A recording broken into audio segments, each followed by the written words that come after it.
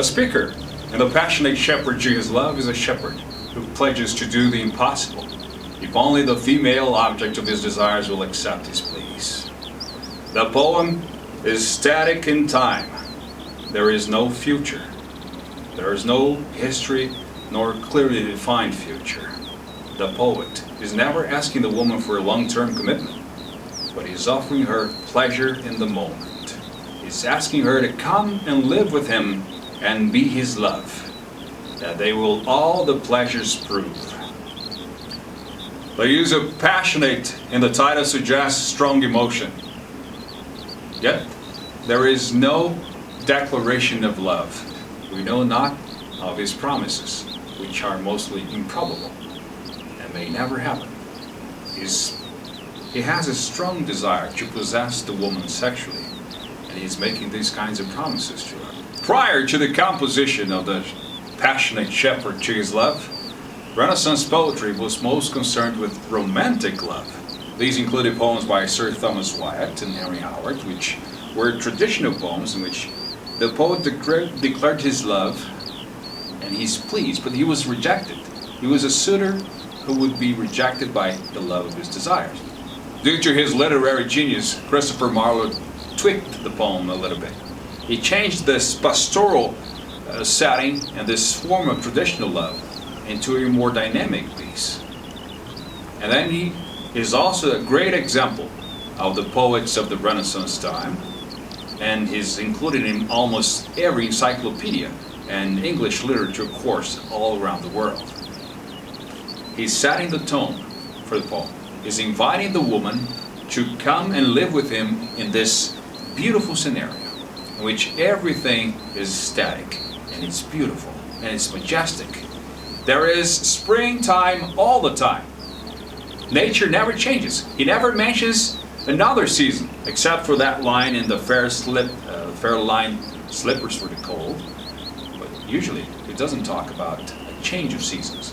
He's promising the woman that she will come to a place in which she will find pleasure with him, and that nature will provide everything she needs, everything they need to have a good time. So when the speaker says, "And we will sit upon the rocks, seeing the shepherds feed their flocks, by shallow rivers to whose falls melodious birds sing madrigals," he's promising his love. And not only that beautiful scenario will be around them, but that those things will be orchestrated to give them an atmosphere of love and pleasure. So they will sit upon the rocks and they will see the shepherds feed their flocks. He's a shepherd, but since he's busy with his lady, other shepherds will do his work. And he will spend all of his time to please her. And they will also be there listening to the beautiful songs of nature. The birds will be singing madrigals. So first, he sets the place. And second, the atmosphere in which this place is surrounded. The beautiful sound of water and the sound of birds. Could there be a better place to be? So his love will be enticed by these promises of the shepherd to come and live with him and be his love among the songs of the birds and the sound of water in the midst of the valleys, of the groves and the hills, and everything that nature can yield or can provide.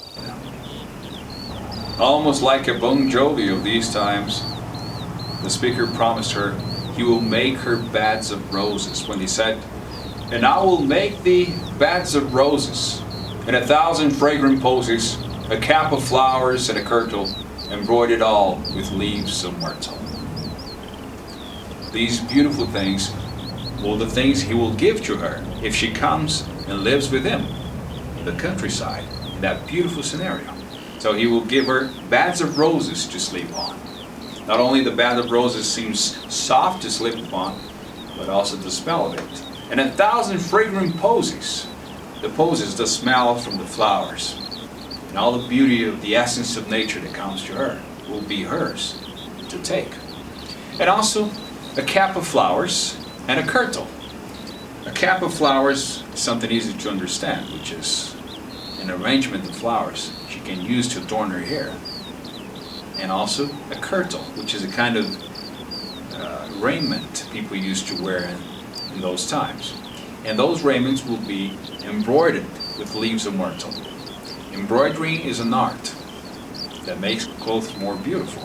Not only these things he promises her, but something else, like a gown made of the finest wool, which from our pretty lambs we pull, fair lined slippers for the cold, with buckles of the purest gold. These are some other things he's promising to give her if she comes and lives with him. So he will give her a gown made of the finest wool, something soft to the touch she can sleep with, and that they will take out of their pretty lambs. An idyllic life in the country. Although he mentions the slippers for the cold, he's not suggesting winter or a change of seasons. Maybe that cold, that fresh refreshment in the morning when they wake up. But her feet will be shod.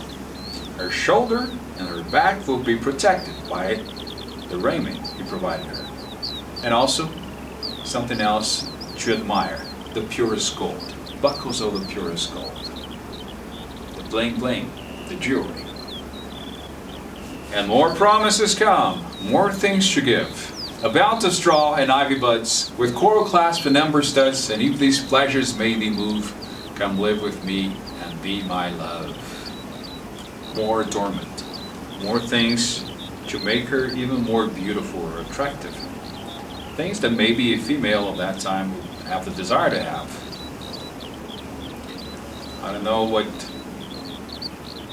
this would sound like today if you offered someone to give them a belt of straw and ivy buds. Maybe if they want to live in the country, they will enjoy this idea, but not really.